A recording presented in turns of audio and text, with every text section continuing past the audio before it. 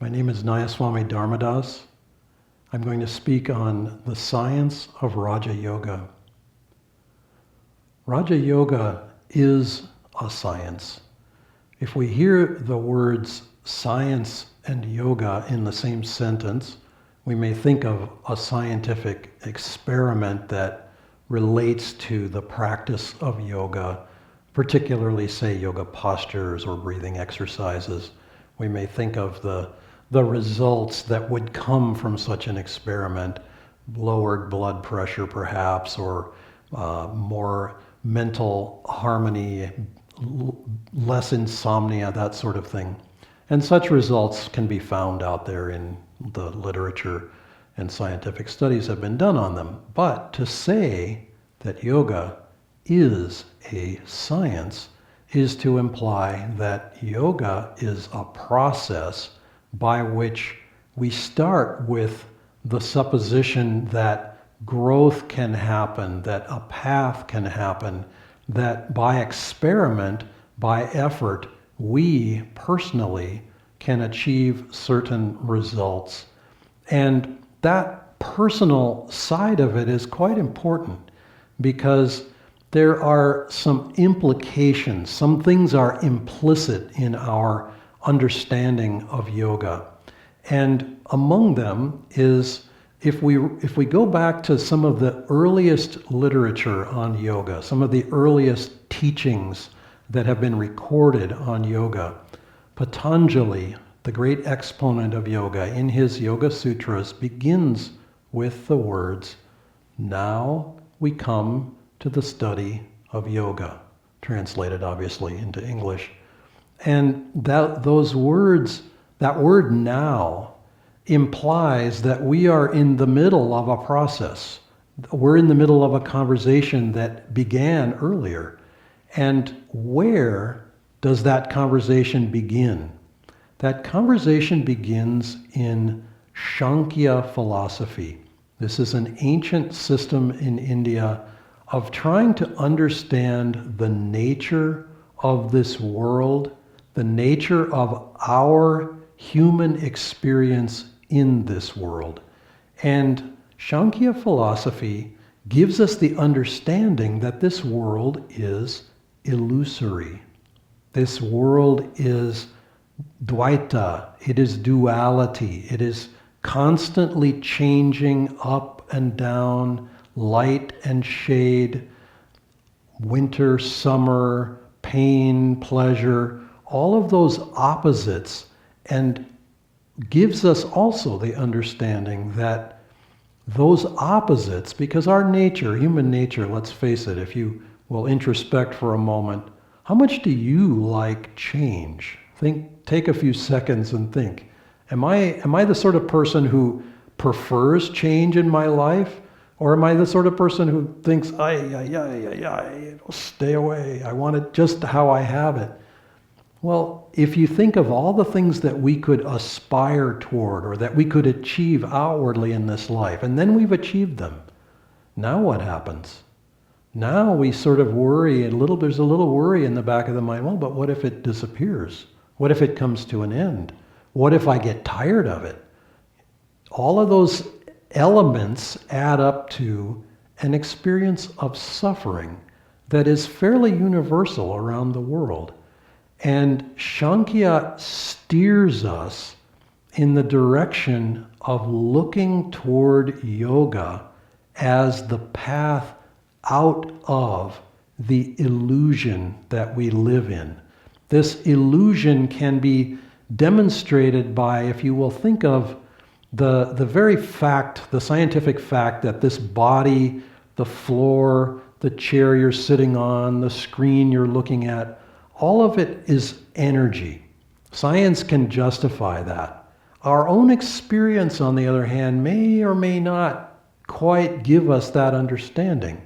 But nevertheless, it's actually true. This world is, yes, it's real. Our experience of it is real. But it has this dreamlike quality. Cast your mind back for a moment to your childhood, perhaps even to your earliest memories. Do they seem a little misty? Do they seem a little bit vague? Some memories in our lives are extremely clear, but the whole experience, the whole quality has a bit of a dreamlike energy to it, a dreamlike quality to it. That tells us that what we're working with is not real in the sense that we think of it as real. It's not as solid. Our bodies are not as solid as we think the floor we're standing on, etc. So Sankhya is telling us, look toward the path of yoga because it is based on the scientific principle of try this and experience the results for yourself. Yoga does not ask us to believe on just belief alone. We only have to believe as far as we're willing to try. Otherwise, it's just try and see for yourself. Yoga is described, and the yoga that I'm speaking of, Raja Yoga, the Raja word meaning kingly, regal. It means that the understanding is that this body, this being, this personality is a kind of kingdom. That we live in a kingdom of consciousness. And our subjects, and I'd like, if you will, for just a moment, this is an image that Yogananda used sometimes in talking about this. He said, address your mental citizens. And I'd like you to just take a few seconds now and make an address to your mental citizens. Now, I want you to do this in a very particular way because the paths of yoga show us different qualities in ourselves. For example, some of us are more intellectual. Some of us are more heartfelt, heart-oriented, devotionally oriented. Others, it's all about action. I have to do it in order to learn it. We all have different ways of learning. We all have different strengths in our lives. A king has to address the needs of all subjects. And all of us have all of those aspects. It's not like anyone is completely lacking in intellect or completely lacking in heart. They may be less emphasized or more emphasized. But nevertheless, we all have all of them. Compose an address. Take a few seconds now and address your mental citizens with a thought, with a message from the king. You are the king of your consciousness. Address your subjects, your mental citizens, whether they be the heart qualities, whether they be the mind qualities, whether they be those muscular citizens who have to get out and do it in order to make something happen and feel fulfilled. Whatever strength you may have, address those citizens for just a moment with a message of inspiration, something to spur the troops on. And say it to them in the language that they can understand. Because Raja Yoga is the experience of the inward nature of all of those and the inward science of following the path of meditation and the physical branch of yoga, Hatha Yoga. So I alluded to these paths of yoga.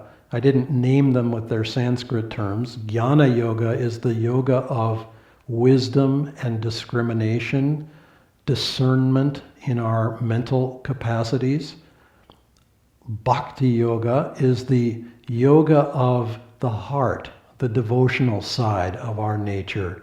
And in developing the heart, we uplift the energy. It's a critical aspect. Karma Yoga is the yoga of doing, the yoga of learning to see a broader reality than our own personal life and trying to serve that in a selfless way. And Raja Yoga joins all of these in a harmonious way such that we can experience fulfillment on the inside that is not dependent on the circumstances of our lives.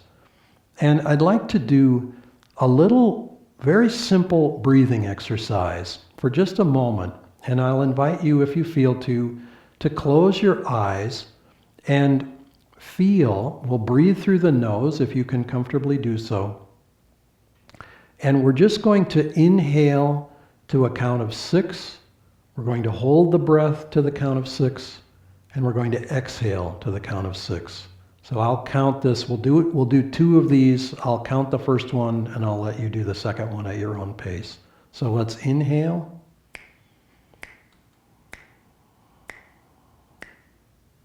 Hold the breath. Exhale. And now do it one more time at your own pace. Just try to keep the 3 parts the same.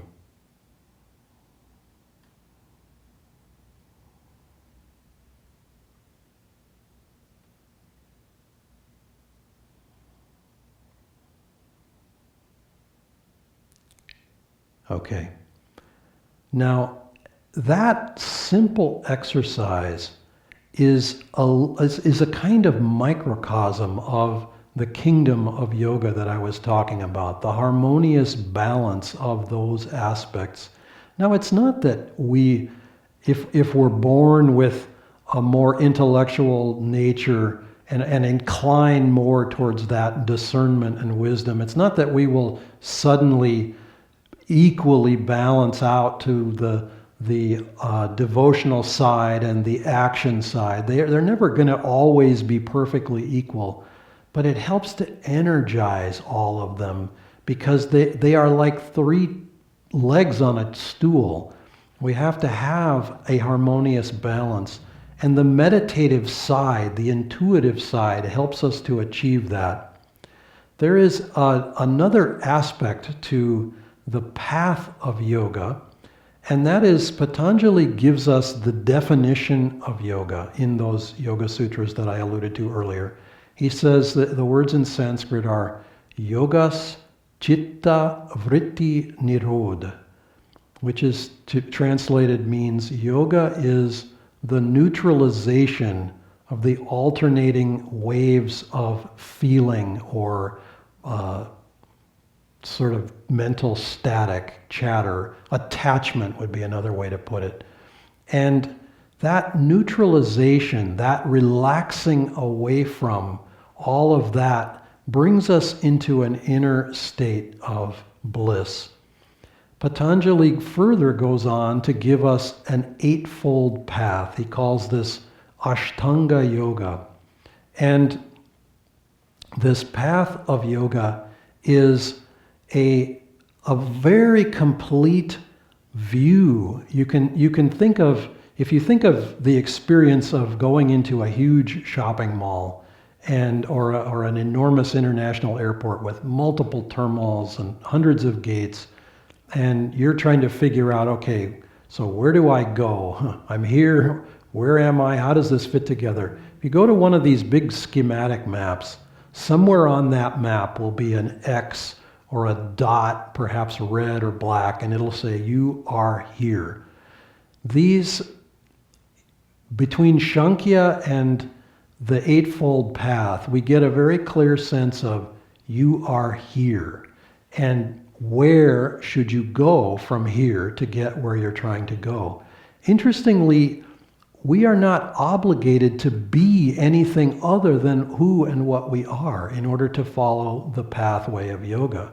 Yoga does not ask us to change our religion. It does not ask us to change our beliefs or our culture or our language.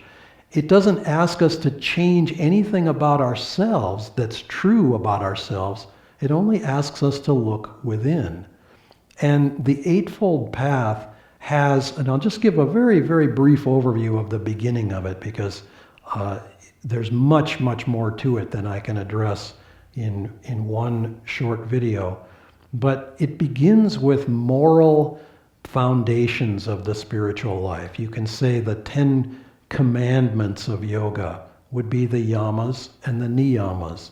The don'ts first, because if we keep punching holes in the vessel that holds the peace of our lives, then that peace continually runs out, and there's no filling a bowl or a bucket that's full of holes. You can pour as much in it as you want, it's just going to keep emptying out. So first we have to plug the holes. And if we do so, then we find that we very naturally, so for example, and those qualities or aspects are expressed in the negative. So for example, ahimsa, nonviolence, that Gandhi and Martin Luther King and others made famous. If we overcome the instinct or the inclination towards violence, whether it be physical especially or subtler levels as well, then what happens is we feel this very natural peace on the inside, which then begins to manifest outwardly. Gandhi helped to create a nation just through his adherence to that principle of nonviolence. Non-lying. When we eliminate the urge to think of reality as different from what it is, and instead relate to it as it truly is, and try to express that faithfully in our lives, our very words begin to have binding power on the universe to manifest, to materialize.